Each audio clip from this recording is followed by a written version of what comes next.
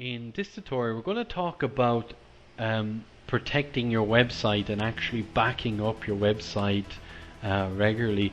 Now, it's really up to yourself how often you back it up. So maybe we would suggest maybe once a month if you're a small website. If you're updating content every day and it's large volumes of content, then maybe a weekly backup is sufficient. But for small sites, probably once a month is safe. Now, before you jump in and start changing lots of stuff on your website, it's probably a good idea to run a backup just in case anything horrible happens, but there shouldn't be any problems at all. There's it's minimal the amount of damage you can do from the control panel. But I'm going to show you how to back up the actual your website. So you're in the main control panel here, you click on backup required, or it'll say backup, and that will bring up a window for you.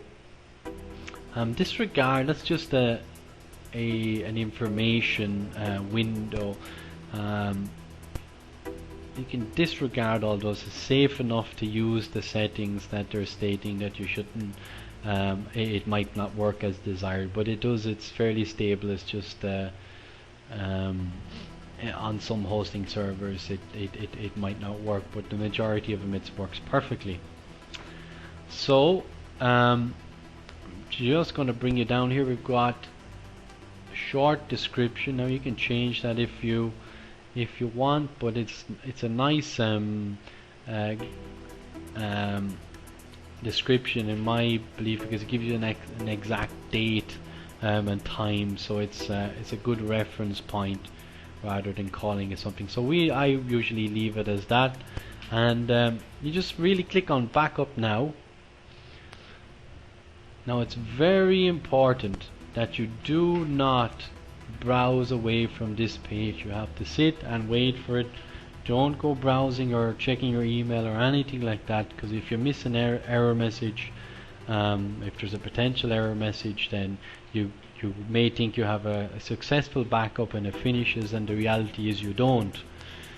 So this will back up all the files for you, and what it will do then is it'll save it in a zip file in an archive for you, which you can download and save it somewhere safe. So what you really need to do, remember, if your hosting goes down or there's something really bad, catastrophe happens, or the hosting company goes bust, or you get a horrible virus on your on the hosting account or something to that effect, what you need to do is you need to save the actual backup somewhere that's not on your hosting account. So that could be somewhere secure on your PC, or on a disk, or some sort of removable storage device.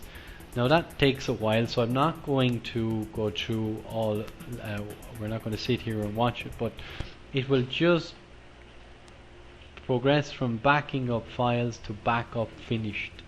And in the next tutorial I'm going to show you actually how to download your backup.